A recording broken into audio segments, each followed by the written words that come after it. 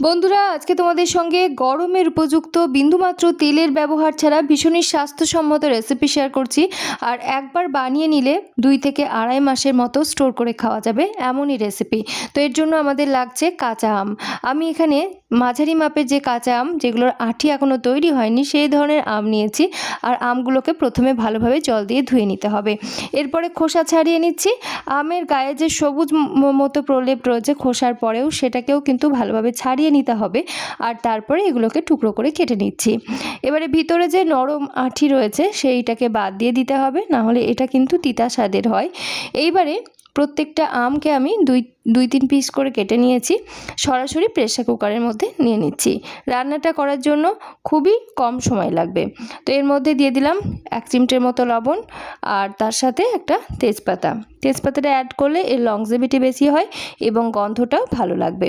এবারে আমি ভালো করে মিশিয়ে নিচ্ছি যাতে লবণটা আমের গায়ে ভালোভাবে মাখানো হয়। আর কিছু সময় রেস্টে রাখছি, তাতে করে স্বাভাবিকভাবে আম থেকে কিছুটা জল ছাড়বে। এবারে ঢাকনা বন্ধ করে দিয়েছি আর একটা বাটি নিয়েছি। বাটির মধ্যে নিয়ে নিচ্ছি কতিলা। এটি গন্ধকাতিরা এই নামেও কিন্তু পরিচিত। যে কোনো অনলাইন স্টোরে, এমনকি মুদির দোকানে খুব সহজেই পাওয়া যায়। তাছাড়াও দশকর্মার দোকানে কিন্তু কতিলা নামেই পাওয়া যায়। জলে ভিজিয়ে রেখে দিলে দেখা যাবে ফুলে একটা স্বচ্ছ পদার্থে পরিণত হয়। শরীর ঠান্ডা রাখতে, পেট ঠান্ডা রাখতে গরমের দিনে এই কতিলা কিন্তু ভীষণই সাহায্য করে। এমনকি কনস্টিপেশনের সমস্যা থাকলে সেটাও দূর হয়ে যায়। তাছাড়াও ব্লাড প্রেশার নিয়ন্ত্রণে রাখতেও সাহায্য করে। ওটাকে এক পাশে রেখে দিলাম। 7 থেকে 8 ঘন্টা কমপক্ষে ভিজিয়ে নিতে হবে। এদিকে আমরা প্রেসার কুকারের মধ্যে আমগুলোকে লবণ মাখিয়ে রেখেছিলাম। কিছু সময় পর কিন্তু এগুলোর মধ্যে একটা জলীয় ভাব তৈরি হয়েছে। এইবারে প্রেসার কুকারের ঢাকনাটাকে আমি বন্ধ করে দেব। কোনো রকম জল কিন্তু অ্যাড করলাম না। আম থেকে যা জল বের হয়েছে তাতেই কিন্তু আমগুলো সিদ্ধ হয়ে যাবে। 2 বা 3টে হুইসেল দিয়ে সিদ্ধ করে নিতে হবে। এখানে আমি একটা হুইসেল দিয়েছিলাম আঁচ কমিয়ে দিয়ে। তারপরে যখন নিজের থেকেই স্টিমটা ছেড়ে গেছে, ঢাকনাটাকে খুলে নিলাম। দেখে বোঝা যাচ্ছে আমগুলো খুব সুন্দরভাবে সিদ্ধ হয়েছে। একটু হাতা দিয়ে চাপ দিলেই কিন্তু স্ম্যাশ হয়ে যাচ্ছে। আমগুলোকে আমি খুব ভালো করে স্ম্যাশ করে নেব। তোমরা চাইলে এগুলোকে ঠান্ডা করে ব্লেন্ডার জারের মধ্যে নিয়ে ভালোভাবে ব্লেন্ড করেও নিতে পারো, তবে তার আর প্রয়োজন হবে না। এত সুন্দরভাবে আমগুলো সিদ্ধ হয়েছে, এগুলোকে একটু স্ম্যাশ করে নিলেই হবে। আমি একটা স্ম্যাশারের সাহায্যে এইভাবে করে নিচ্ছি। বন্ধুরা, এই খুবই সহজ রেসিপিটি যদি তোমাদের ভালো লেগে থাকে, অবশ্যই একটা লাইক করে দিও। একটা হাইপ করতে একেবারেই ভুলো না। আর সেই সাথে চ্যানেলটি যদি সাবস্ক্রাইব করা না থাকে, অতি অবশ্যই আমাদের channel simple cuisine Bangla subscribe করে পাশে থাকা বেল আইকনটা অল করে রেখো, নিত্য নতুন সহজ সরল এবং স্বাস্থ্যকর রেসিপির সন্ধান পাওয়ার জন্য। তো দেখো, আমগুলো সুন্দর করে স্ম্যাশ করে নেওয়ার পর এখানে আমি অ্যাড করে দিচ্ছি মিছরির পাউডার। মিছরি যেহেতু মিক্স হতে অসুবিধা হয়, সেজন্য আমি বেশ খানিকটা পরিমাণ মিছরি সবসময়তেই গুঁড়ো করে রেখে দিই। আর সেটা যে কোনো খাবারে, মানে যেগুলোতে মিষ্টি প্রয়োজন হয়, ব্যবহার করি। তোমরা এখানে চাইলে কিন্তু গুড়ের পাউডার অথবা গুড় ব্যবহার করতে পারো। তবে গুড় ব্যবহার করলে যেটা হয়, কালারটা অন্যরকম হয়ে যায়, বাচ্চারা খেতে পছন্দ নাও করতে পারে। তো দেখো, ভালো করে আমি মিষ্টিটাকে মিশিয়ে নেওয়ার পর আঁচে বসিয়ে দিয়েছি। আর মাঝারি আঁচে আমি কিছু সময় জাল করে নিচ্ছি। মিষ্টি অবশ্যই গলে যাবে এবং একটা লিকুইডের মতো তৈরি হয়েছে, এটাকে ভালোভাবে জাল করে নিতে হবে। মোটামুটি 4 থেকে 5 মিনিটের মতো জাল করলেই দেখা যাবে একদম ঘন হয়ে যাচ্ছে। আর যখন দেখা যাবে যে কালার চেঞ্জ হতে শুরু করছে, তখন কিন্তু আঁচ বন্ধ করে দিতে হবে। প্রায় 5-6 মিনিটের মতো আমি জাল করে নিয়েছি। আর এই সময় দেখো, মিশ্রণটা বেশ ঘন ঘন হয়ে গেছে, জলীয় ভাবটা একেবারেই নেই, আর কালারটাও চেঞ্জ হতে শুরু করছে। এই সময় আমি আঁচ বন্ধ করে দিচ্ছি, নাহলে এর কালারটা কিন্তু একটু কালচে রঙের হয়ে যাবে, যেটা একেবারেই ভালো লাগবে না। আমি এখানে কোনো রকম ফুড কালারের ব্যবহার করছি না, একেবারে স্বাস্থ্যকর উপায়ে রেসিপিটা তোমাদের বানিয়ে দেখাচ্ছি।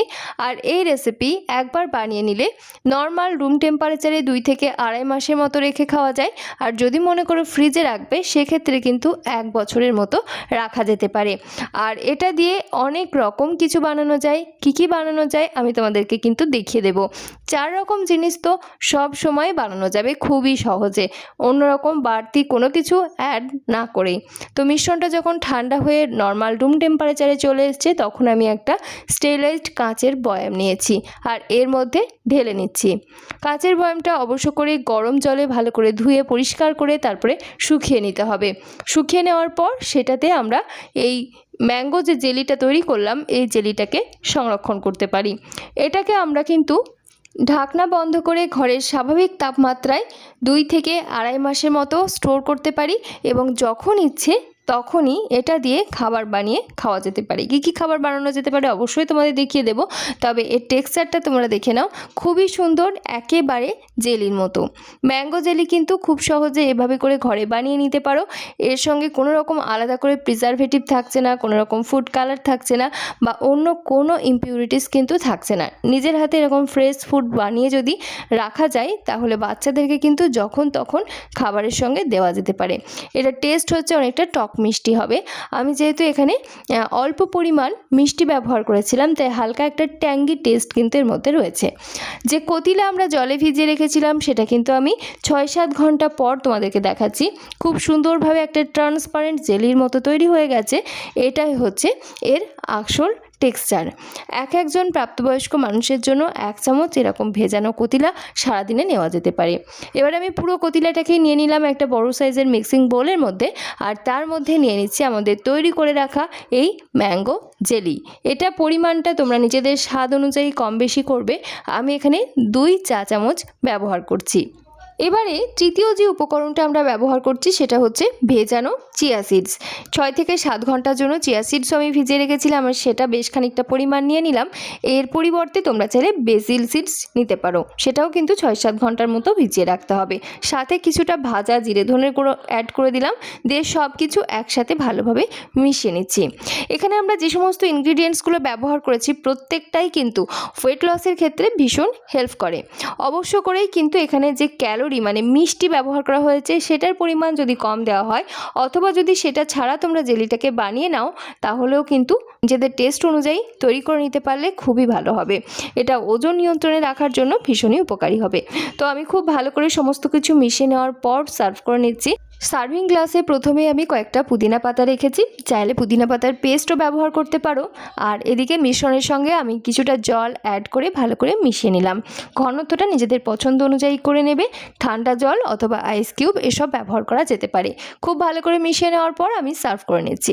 তৈরি হয়ে গেছে ভীষণই স্বাস্থ্যসম্মত একটা ড্রিঙ্কস, যেটা সকালের কিন্তু ব্রেকফাস্টে নেওয়া যেতে পারে। তাছাড়াও দিনের যে কোনো সময় রোদ থেকে আসার পর খাওয়া যেতে পারে।